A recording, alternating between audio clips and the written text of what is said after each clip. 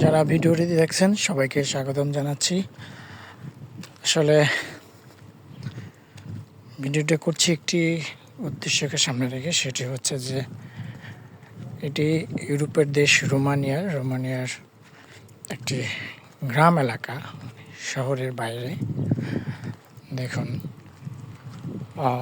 এখানে গ্রামগুলো কেমন, এবং মজার ব্যাপার হচ্ছে যে এই যে একজন আরেকজনের প্রতিবেশী, খুব সুন্দর সাজানো বাড়ির পাশে যে আঙ্গুরের বাগান,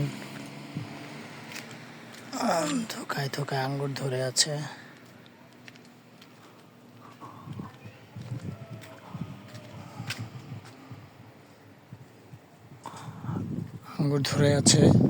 আমি যে জন্য আসলে ভিডিওটা করছি সেটি হচ্ছে যে এই যে একটি বাড়ির সাথে আরেকটা বাড়ি লাগানো, কি সুন্দর একটি পরিবেশ। প্রত্যেকটা বিষয়ই মানে পৃথক, কোনো একজনের সাথে আরেকজনের কোনো প্রতিহিংসা নাই, প্রভাব বিস্তারের কোনো প্রভাব নেই, কোনো ধরনের এলাকায় দেয়ালে বা বিভিন্ন জায়গায় পোস্টার সাটানো নেই, অমুক ভাই তমুক ভাই সালাম নিন, এ ধরনের কোনো মার্কা নেই। কোনো ধরনের জায়গা জমি দখল নিয়ে প্রভাব খাটিয়ে একটু বেশি নিতে হবে, ভাইয়ে ভাইয়ে দ্বন্দ্ব, একজনকে ঠকিয়ে আরেকজনকে একটু বেশি খেতে হবে, এরকম কোনো দ্বন্দ্ব নেই। একেবারে নীরব একটি শান্তশিষ্ট পরিবেশ। সবাই যে যার মতো কাজকর্ম করছে, খাচ্ছে, ঘুমাচ্ছে, তার সাথে বাচ্চারা খেলছে। একেবারে প্রত্যেকটি বাড়ি স্বতন্ত্র এবং সুবিন্যস্ত, এবং কারোর সাথে কোনো ধরনের দ্বন্দ্ব বা কোনো সংঘাত নেই। এটি কিন্তু খুব ভালো। সবাই সবার প্রতি খুব সকালে দেখা হলে প্রতিদিনই কুশল বিনিময় করে। এবং কি মজার ব্যাপার হচ্ছে যে এখানে আপনি সকালে হলে যখন গাড়িতে উঠবেন, মানে পাবলিক বাসে যখন উঠে সবাই শহরে যায় বা কাজের ক্ষেত্রে যায়, ওই বাসের ড্রাইভারের সাথে কুশল বিনিময় করে। মানে এই যে একটা বিষয়, ছোট বড় যে বিভেদ, সেটি কিন্তু সেইভাবে দেখে না, সবাইকে মানুষ হিসেবে দেখে। হ্যাঁ, এখানে যে রেসিজম নাই সেটিও বলছি না, আছে, কিন্তু তারা তাদের প্রতি একে অপরের প্রতি শ্রদ্ধাশীল এবং সব ধরনের সৌহার্দ্যপূর্ণ পরিবেশ বজায় রাখে, যেটি আমাদের এখন তো শহরেও নাই, গ্রামেও দেখা যায় না। যে মানুষের প্রতি শ্রদ্ধা, ভালোবাসা, সহানুভূতিশীল, দেখা হলে কুশল বিনিময়, সেই বিষয়গুলো বলতেই নাই। কিন্তু আমাদের ধর্ম ইসলাম ধর্মে কিন্তু এই বিষয়টি বারে বারে জোর দিয়ে বলা হয়েছে, যেটি কিন্তু ইউরোপে চরমভাবে ফলো করে। একে অপরকে দেখা হলে কুশল বিনিময়।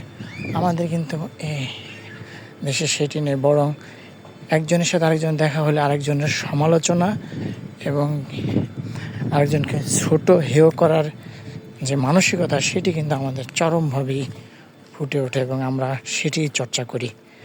যে কারণেই সবসময় স্বার্থের সংঘাত এবং দ্বন্দ্ব সংঘাত লেগেই থাকে।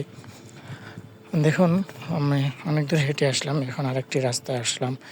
এখানেও প্রতিটি বাড়ির আঙিনায় তাদের গেট আছে, এবং তাদের নির্দিষ্ট জায়গায় গাড়ি রেখে দেয়। তো কেউ কারো জায়গায় অন্যায়ভাবে কিছু রাখেও না। সবাই যার যার জায়গা থেকে দায়িত্বশীল, যে একজনের মাধ্যমে যেন আরেকজনের ক্ষতি না হয়, এটি যেমন সচেতন। আবার কেউ একটু ভুল করলেই তাকে যে একেবারে সেইভাবে এক হাত নেওয়া, সেটিও তা করে না। যে কারণে দেখুন, কোনো কোলাহল নেই, মানে একজন আরেকজনের ক্ষতির কারণ হবে না। সেটা হোক গান শোনার মাধ্যমে, সেটা হোক নিজেদের পারিবারিক প্রোগ্রাম অনুষ্ঠান করার মাধ্যমে, সেটিও যেন না হয়। একেবারেই এমনভাবে সবাই তাদের জীবনযাপন করে যে একজন যেন আরেকজনেরকে যেন বলতে না হয় যে এর খুব কষ্ট হচ্ছে, মানে ক্ষতির কোনো কারণ হয় না। সবাই যার যার জায়গা থেকে সচেতন, যে কারণে পরিবেশটা সুন্দর, গোছানো, মনোমুগ্ধ। আসলে বিদেশ আসলে বাংলাদেশ থেকে যারা আসে, বিদেশে থাকে, তারা কিন্তু আর কখনোই দেশে যাইতে চায় না, বা দেশে গেলেও টিকে থাকতে পারে না। কারণ একটাই, সেটা হলো পরিবেশ। কিন্তু তার মানে বিদেশকে ভালো লাগে এরকম নয়, বরং দেশে ভালো লাগে, দেশের আবহাওয়া, দেশের সব কিছুই, যে যার জন্ম যেখানে সেখানেই ভালো লাগে। না, আমাদের দেশ আমার কাছে সবচেয়ে প্রিয়। কিন্তু বিদেশের এই জায়গাগুলোর কারণে বিদেশ মানুষ থেকে যায় কষ্ট হলেও। দেখুন আঙ্গুর বাগান, এই যে আঙ্গুর ধরে আছে থোকায় থোকায়, প্রচুর আঙ্গুর ধরেছে। কেউ কিন্তু নিচ্ছেও না পেরে। আমাদের দেশে হলে এটা তো আরও অনেক বড় বেড়া দিয়েও রাখা সম্ভব হয় না, যে কারণেই এই ধরনের ঘটনা ঘটে। তো এটি একটি ফল, দেখি তো এটা খাওয়ার মতো আছে কিনা।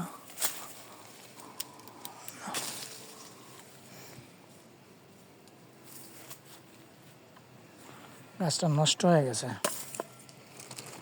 তো এই কারণে একটা শান্তিপূর্ণ পরিবেশে সবাই বসবাস করে, সবাই শান্তিতে থাকে।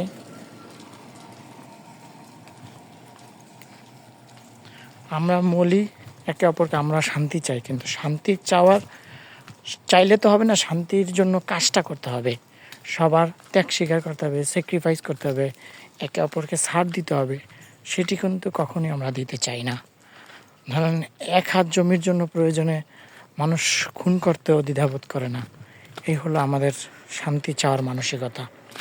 তো শান্তি চাইতে হলে প্রত্যেকেই যদি ত্যাগ স্বীকার করে যে আমার কারণে অন্য কেউ যেন কোনোভাবে বা কষ্ট না পায়, সেটি যদি এইভাবে সবাই চিন্তা করে এবং বিবেচনা করে, তাহলে একটি সমাজে, সে হোক অর্থনৈতিক সংকট বা নানান সমস্যা, তারপরও শান্তিতে কিন্তু সবাই মিলে একটি সমাজে সুন্দরভাবে বসবাস করা সম্ভব। শুধুমাত্র এই বিবেচনায় এখানে আমি দীর্ঘদিন হলো, 1 বছর সময় হলো, তো এই সময় আমি দেখিনি কোনো বাড়ির সাথে আরেকটা বাড়ির ঝগড়া বা দ্বন্দ্ব, জায়গা মাপামাপি নিয়ে দরবার সালিশ। হ্যাঁ, এদের মধ্যে যে দ্বন্দ্ব হয় না সেটি নিয়ে হয়, কিন্তু সবাই স্যাক্রিফাইস মানসিকতা আছে, সেটি আবার সমাধানও করে ফেলে সর্বতে। কিন্তু আমাদের যেটি হয় সেটি হচ্ছে একেবারে চরম পর্যায়ের, একেবারে মানুষ খুন করা পর্যন্ত, মানে আর থামবে না। জিদের ইয়াটা যেন মনে হয় মানুষ কেউ কাউকে মেরে ফেললেই মনে হয় যে সে জিতে গেল। এটি হচ্ছে আমাদের এক ধরনের কাজকর্ম। এটি যখন করতে পারে তখনই সবাই জিতে যায়। এই ভাবনা নিয়েই এই ধরনের হিংস্র মানসিকতায় পরিণত হয়। এই হিংস্রতা যখন নিজেদের থেকে প্রত্যেকটা ব্যক্তি তার মনের জায়গা থেকে পরিহার করতে পারবে, ঠিক আছে না, আমি একটু হেরে গেলেই আসলে জিতা যায়, এই বিষয়টি মাথায় রেখে যদি স্যাক্রিফাইস করা যায়, তাহলে একটি সুন্দর আগামীর ভবিষ্যতের জন্য এবং প্রজন্মের জন্য একটি সুন্দর সমাজ উপহার দেওয়া সম্ভব। সেজন্য দরকার ত্যাগের মানসিকতা, ভোগের নয়।